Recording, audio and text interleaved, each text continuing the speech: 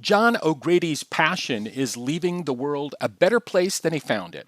He does this by helping high potential and high performing athletic coaches, corporate executives, and their teams do great things by bringing out the very best in their leaders, players, teams, and corporations. He shares leadership lessons and experiences from the battlefield. He's ex-military. From the sports field, he's an ex-Division One athlete, and from the business world by working at the intersection of leadership, teams, and culture. This is where the magic happens. Every organization is a network of teams within teams. Optimal performance of people, teams, and leaders of teams is critical for organizational success in a sustainable manner. And that sustainable is an interesting word when you apply it to continuity. He helps by sharing practical lessons from over 30 years in the military, sports, and business experience. He's a former Division One athlete, West Point graduate, retired Army colonel. Thank you for your service. A distinguished combat leader, John understands the leader's role in bringing the intersection of leadership, teams, and culture, and how it inspires people and teams to become the best version of themselves in the most demanding, complex, austere, and challenging environments. And we seem to be facing an awful lot of that right now, John. We're recent friends, having connected through the Peter Winnick universe and stuff like that. How's it all going today? Well, thanks. I appreciate it. And thanks so much for having me. And I'm glad to share some time with your listeners. Just a quick question here.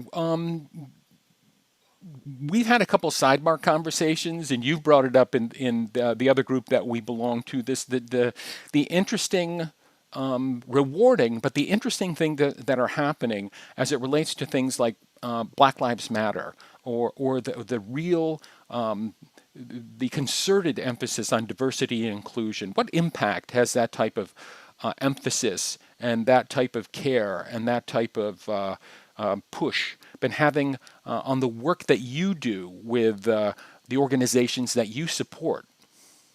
Yeah, so I appreciate the question because it is an important one, especially with what's going on right now. And so, I really draw on my time in the military leading exceedingly diverse organizations, whether it be racial, religious, gender affiliation, etc. And so, drawing on that experience and leading some diverse organizations in combat, the number one thing I figured out was it's really about inclusion. And so while I do understand the Black Lives Matter movement, it is grounded in racial, issues and racial equality and systemic racism. What I also offer to these organizations is you can't forget all the other isms that exist, right? Sexism, anti-Semitic, ageism, right? And so what I find is if you look at creating an environment where all of these entities, these disenfranchised, disaffected, underrepresented Uh-huh. Yep. pieces can feel included, that's when you really win. When we focus narrowly, we allow the other people who are actually trying to keep these wedges between all of us, Hmm. we allow them to win, Right. quite frankly. Right. Literally six months ago, it was Me Too, Yep. right? Okay, well, what about where did that go? Yep. Well, and before that, it was a bunch of anti-Semitic thing Right. where synagogues and Jewish cemeteries were being vandalized, Right. right? Right. Where did that movement go? Well, because we keep going from one to the other instead of saying, how do we create an environment that's inclusive Hmm. for everyone? Right. Right. Right. That's Right. that's the real message that I send, and it seems to resonate. Hmm. You spend an awful lot of time helping, again, teams or groups. Given the current context in this moment of high flux, whether it's COVID or social justice or the economy, I mean, what if you were to give maybe one or two bits of advice to, let's say, a frontline leader, somebody who's just been given a team assignment or a budget or a plan or whatever, what one or two bits of advice would you give this frontline leader? Yeah, so the first one would be as you're focusing not only on your own development, but the development of those who you are now, responsible for. Hmm. Really think about the capacity piece, right? We often focus on the capability that we want our people to have. Hmm. Capability tends to be rearward looking, right? We experience X, Y, and Z, so now we need to make sure that they have the capabilities so that X, Y, and Z occur, they can handle it. Hmm. Well, that's great because hindsight's 2020. Hmm. Capacity is about dealing with the unknown, which is ultimately the future.